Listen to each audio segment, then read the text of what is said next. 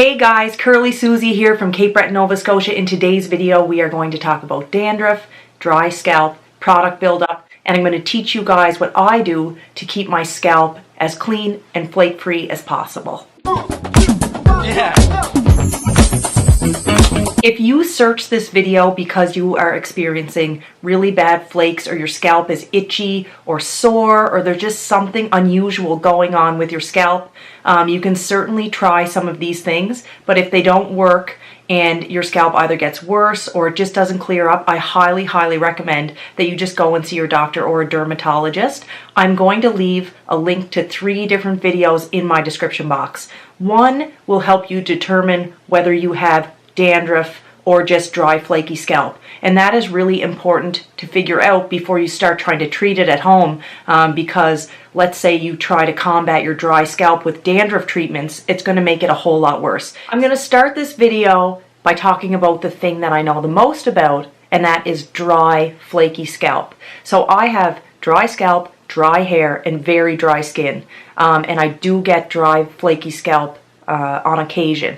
Now, before I started the Curly Girl method, and guys, this is not going to be a big promo for the Curly Girl method because a lot of you that watch my channel for my tips and stuff, you don't necessarily follow it, but I am going to say one thing.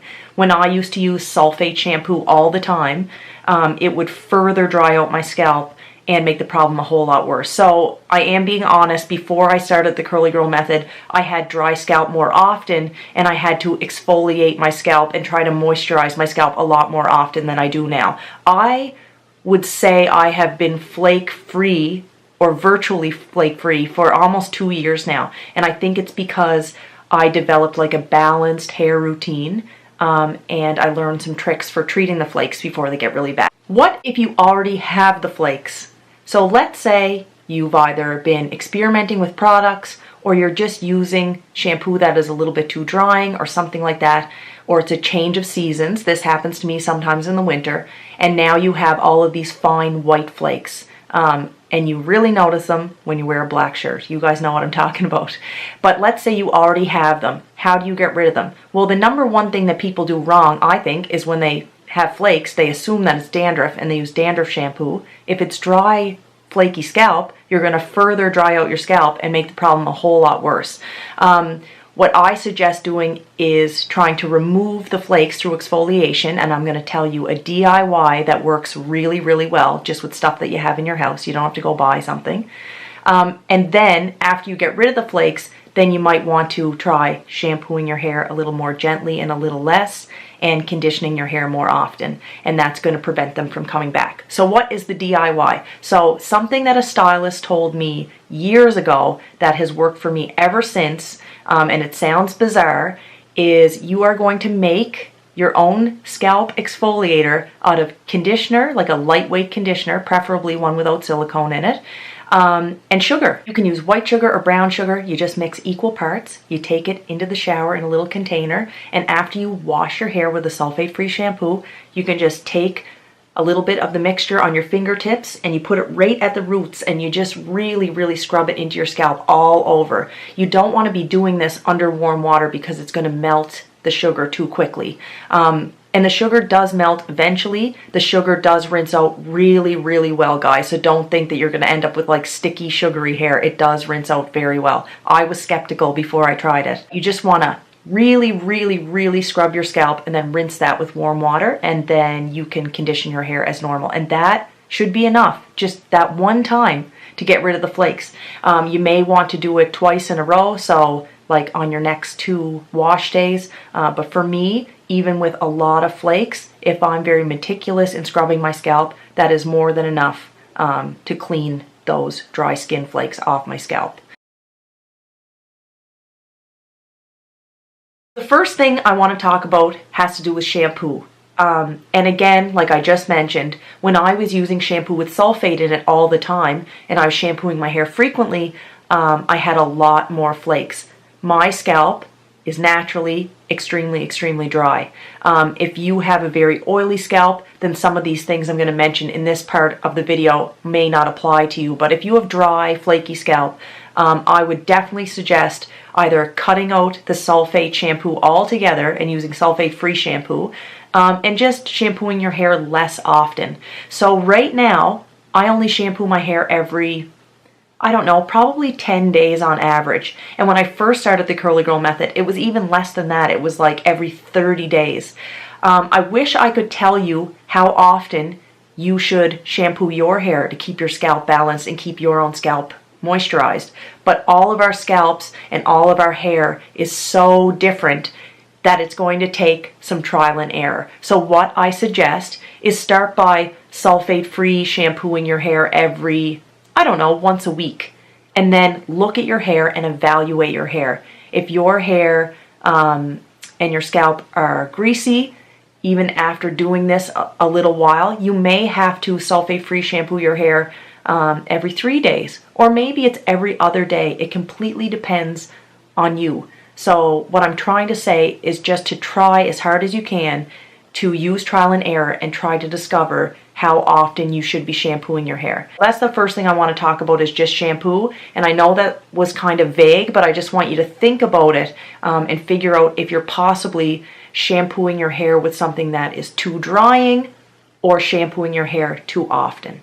The second thing I do to combat my dry, flaky scalp is that I make sure my scalp is moisturized. So this is part of my two-step co-washing routine. So like I said, I only use shampoo on my hair every 10 days. That might not be enough for you, or that might be too much for you. But I only do it every 10 days or so. So in between those 10 days, I either refresh my hair, like I did today, or I co-wash my hair, and I do this in 2 steps. So the first step is just the washing step, and I use conditioner basically just to create slip and detangle my hair so that I can use my fingertips and warm water to scrub my scalp. So when I'm doing that, I'm moisturizing my scalp, and then I rinse that off very well with warm water. Then I add conditioner to the shaft and the ends of my hair, scrunch it in, and rinse it with cold water. But not drying out my scalp and then conditioning my hair and my scalp well are what I believe led me to having a flake-free scalp. Product buildup is something else that causes flakes. Sometimes these flakes can be mistaken for dandruff because they are a little bit off-white in color. A good way to find out if your flakes are actually product buildup is if you take your fingernail and kind of scratch it off your head. It will be off-white normally, and when you rub it between your thumb and your forefinger, a lot of the time it kind of turns into like a slimy, creamy consistency. It also should smell like products unless it has been going on for a really long time, and then you end up with something nasty growing on your scalp. But if it is just product buildup, you should be able to tell that it's product buildup in those 2 ways. So if it is product buildup, what I recommend is that you do the same thing that you do for the dry, flaky scalp. So you shampoo your hair with sulfate-free shampoo. If it's really, really bad, or if you're questioning whether or not you ended up with product buildup because maybe you were using products that had ingredients in them that weren't water soluble or just contained a lot of heavy butter or oils, or if you've been experimenting with products and you're just not sure and you just feel like you have a ton of buildup, in those cases, and this has happened to me in the past, I would use a regular shampoo with sulfate in it. I have used my baby's shampoo, I've used Sunlight dish soap, which is really hard on your hair, but it will get rid of that product buildup. So what I recommend, again, is just really shampooing your hair really well to get rid of that product. And then, if it's still there, you can try the sugar and conditioner trick. And then from that point on, just try really hard to really massage your scalp with your fingertips in the shower to make sure you're cleaning your scalp. Rinse it really well with warm water, and then condition your hair as usual. Let's talk about dandruff a little bit, and this is the thing that I know the least about because I haven't really had a whole lot of experience with dandruff. If you watch the videos that I posted in the description box below, and you do a little bit of your own research and you really believe that you have dandruff and not just dry, flaky scalp or product buildup, then you should go to the pharmacy, talk to a pharmacist, and just use an over-the-counter dandruff shampoo. Let's say you use that over-the-counter dandruff shampoo and it works really well and you get rid of your dandruff. Well, how do you prevent it from coming back? There are so many causes of dandruff, and I can't get into all of it in this video, but some of the main causes are basically just a very oily scalp, because that is an environment that bacteria and fungus love to grow in. So a very oily scalp, Or, and this is kind of confusing, if you're somebody like me who has very dry, flaky scalp, and you let those dead skin cells and flakes just build up and you never exfoliate them off, you could end up with dandruff. Another thing that can cause dandruff is product buildup. So a way to prevent dandruff from happening is just to try to keep your scalp balanced. So there's different types of products that you can purchase for this, but I think what I'm recommending is just, again, discovering how often you should be shampooing your hair, shampooing it properly, and really using your fingertips and exfoliating your scalp.